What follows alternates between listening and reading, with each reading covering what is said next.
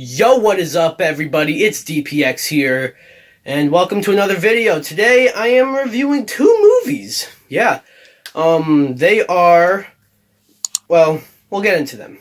Anyways, before we get started, you know what to do. Be sure to like this video, subscribe for new turn notifications, and leave a comment. You'll be a loyal subscriber. The first film we're reviewing is Trial of the Chicago 7, a Netflix original, and directed by Andy Sorkin, and it has, normally I'd name at least like 2 or 3 stars in the film, but why bother? There's a lot of big stars here.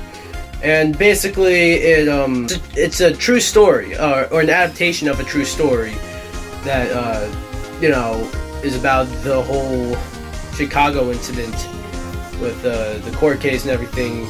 Yeah, and I mean, I don't think I'll have a whole lot to say about this, which is funny because what I do have to say is,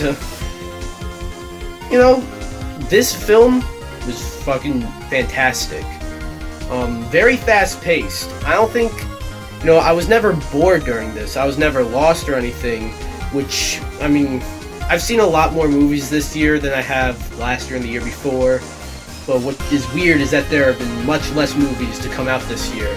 So mainly, I've been watching a bunch of VOD stuff. Some of them are good, some of them are shite.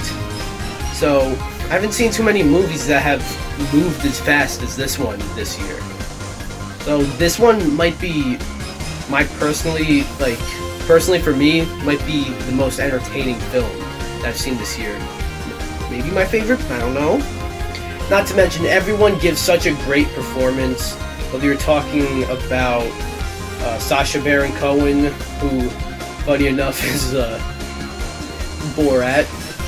Yeah, I'm covering 2 movies with him in it. Or Joseph Gordon-Levitt, or Eddie Redmayne. All really good. And the last moment of the film as well was, damn, that was nice. That was good. I mean, I know it's based off of the incident, the actual event, but it did it very well. I'm not too entirely familiar with everything that went down, but this was very entertaining. Most of the film is just like a bunch of trials. Just there's like day 1, day 2, day 25, day 132, whatever. There's a bunch of different trials, and it's wildly entertaining, just stuff like that entertains me, and to get a whole movie like that, I was glued to the screen. And it's also Netflix. I mean, they're a bit hit or miss, but this year they've been quite good, not gonna lie. I mean, they got this, they got The Old Guard, they got The Five Bloods. That's 3 really great films. 3 of them are my favorite. 3 of them are up there with my favorite films of the year. That shouldn't say much because this has been a weak year for films. At least, well, not weak, but cinematically, yeah, very weak. But still, I guess I did say it's very fast paced, but at the beginning it's it's a bit slow, but it picks up right when we see it picks up almost immediately. Yeah, I can't even really pinpoint when it picks up because it does it like that. It does. There are also a few times when it drags. It never dragged when they were in the courtroom, Whenever it dragged, it was outside the courtroom. And even the stuff outside the courtroom, though, for the most part, were also very entertaining. Again, this might be, in my personal opinion, the most entertaining film this year. Again, there's not a whole lot to say about it. I've heard mixed reactions to the ending, but the fuck, I thought that ending was fucking great, bro. Anyways, yeah, I didn't have a whole lot to say about this, which is weird, because it might be my favorite film of the year. But, I'll probably have more to say about it, say, in my end-of-year movie ranking. I almost didn't even review this film. I almost just wanted to watch it just to watch it. But I was so entertained, I had to, you know, combine it with my Borat review, which is next. But yeah. Anyways, in the end, Trial of Chicago 7, really entertaining film, and I do suggest it. It's a bit long. It's 2 hours 10 minutes, but it doesn't even feel like that. It really doesn't.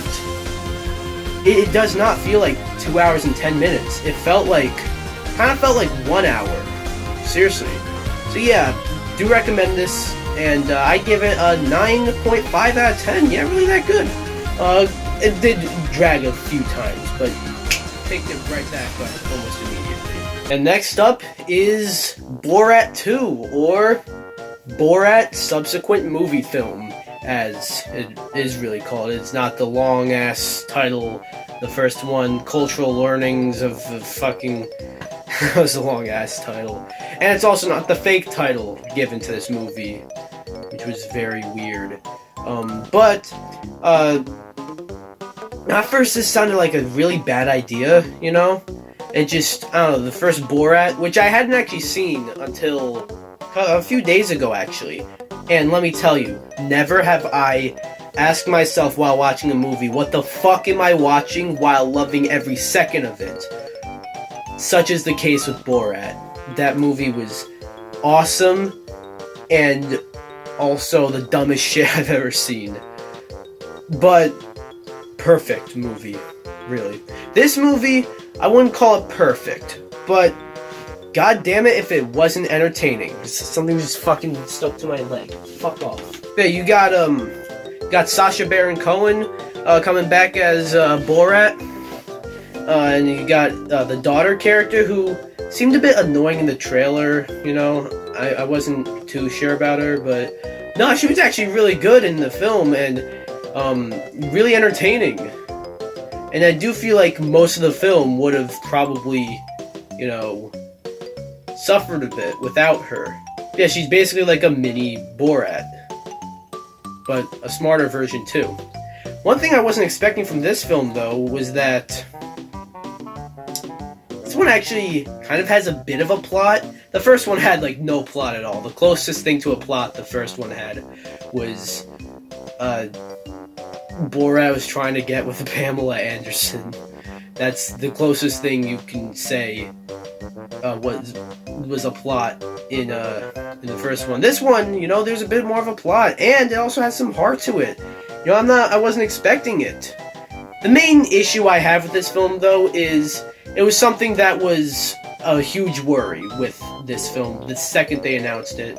It's a hard thing to do twice, you know. The first one it's a masterpiece, you know. And this was, I don't think this was ever going to match the standards set by the first one. But, like, it's hard to even get close. This one got pretty close, I'm not gonna lie. I was very entertained by it, and was laughing really hard. But that's my main issue. The main worry was that, you know, is it still, can you still do this movie even? Like, did you not, have you not already done it, played it out in the first one, you know? And they found some fresh new ways by including the daughter, you know, like that changes a lot. And also, in perfect time, you know, they secretly shot this entire film earlier this year, and they also did it during the pandemic, and some of that, you know, came into play as well in the movie. And something at the very end was really funny about the pandemic, and the involvement in the plot in Borat. Yeah. Again, it's not like there's a whole lot to say. It's Borat. It doesn't have much of a plot. This one had way more of a plot, and actually had some heart to it. Really was not expecting it. The main issue, this was like the idea of a Borat sequel, let alone one 14 years later. the idea of that, like, the main issue already is that it's something hard to do twice. And it is hard to do it twice, but, you know, it did it. It didn't do it as good as the first one, but this one's good. I really enjoyed it. I'll give Borat 2 an 8.5 out of 10, because it's something. If you're a fan of the first one, go see this. Do not watch this film if you've not seen the first one. Also know what you're getting yourself into when you watch the first one. So yeah, that was this double review. Hopefully you enjoyed this. The movies are coming out pretty slowly. If I find another movie that I'm interested in, that I want to review, I'll have it out.